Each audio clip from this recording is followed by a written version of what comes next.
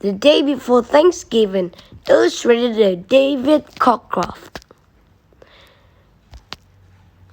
The Hoppers awoke one late November morning, and the snow was falling outside. They jumped out of their beds and ran to the window. "Come downstairs, Hoppers," called Mother Hopper. "There's a letter here for you." The Hoppers dashed downstairs. "Let me read it," yelled Speedy Legs. "Let me read it," shouted Floppy Ears. "I want to read it," hollered Fluffy Tail. A letter," said Snappy Nose, and he jumped up and down. "I'll read it," said Mother Hopper. She read the letter out loud. "Dear Hoppers, I invite you all to come to my house in the woods to spend Thanksgiving Day. Your loving Grandpa Greasy." "Thanksgiving at Grandpa Greasy's, hooray!" shouted Snappy Nose.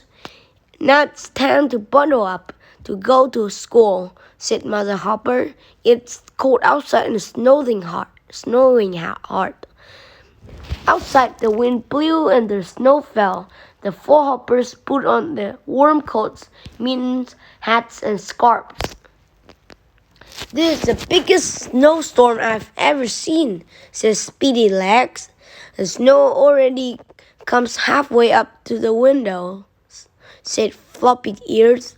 "Let's get our sled out," said Fluffy Tail. "We'll sled to school." The Hoppers got on their sled and took turns pulling each other on it. They sledded all the way to school. The snow was very deep, and the wind was very cold. Once they were in school, the snow came down harder and harder. By noon, the students could not see across the road.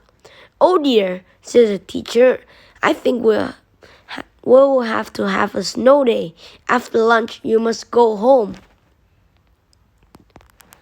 After lunch, the Hoppers ran out of the school to fight their sled, but the snow had become so deep that they couldn't fight it. "Our sled is buried," cried Fluffy Tail. "We'll have to walk home," said Speedy Legs. The four Hoppers walked bravely through the snowstorm. At first, they played in the snow. They threw snowballs and made snow angels. Snappy Nose tried to catch the falling snowflakes with his tongue, but the snow was so deep that they soon became very tired. Floppy Ears fell into a snowdrift, and the other Hoppers had to pull her out. Then Snappy Nose slipped and fell and hurt his chin. He cried a little bit till Speedy Legs carried him. All the time it grew colder and colder. "We're lost," cried Fluffy Tail. "I think it's beginning to get dark," mourned Floppy Ears. "And the snow just keeps coming down," said Speedy Legs. "We'll miss Thanksgiving at Grandpa Greasy's house," wailed Snappy Nose. It was very cold, and the Hoppers all stood in a circle, trying to keep warm. The wind blew, the snow fell all around. Suddenly they heard a large rumbling noise, and they saw a bright light coming toward them. "What's that?" cried Fluffy Tail. "It's a train," said Floppy Ears. "It's a truck," yelled Speedy Legs. "We'll be run over," said Snappy Nose. The light and the rumble stopped right in front of the Hoppers. "Bless my fur," called the voice from behind the light. "Here are four Hoppers out of the blizzard. It's Grandpa Greasy in his big snowplow," said Snappy Nose. "We're safe." All four Hoppers left inside Grandpa Greasy's snowplow.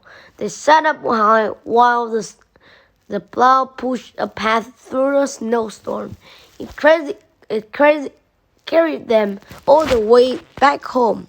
Go and get Mother and Papa Hopper, Speedy Legs, said Grandpa Grizzle, and tell them to pack their overnight bags. You all can stay at my house tonight. We will sit by the fire and have hot cocoa, and tomorrow we will have a big Thanksgiving feast. Hooray! Shouted Snubby Nose. Speedy Legs dashed into the house and brought out Mother and Papa Hopper as fast as he could. All the Hoppers rode Grandpa Grizzle's snowplow to his big house. Inside, Grandpa Grizzle had a warm fire and hot cocoa. There were 6 bedrooms, all with no feather beds. The next day, they all had a wonderful Thanksgiving feast.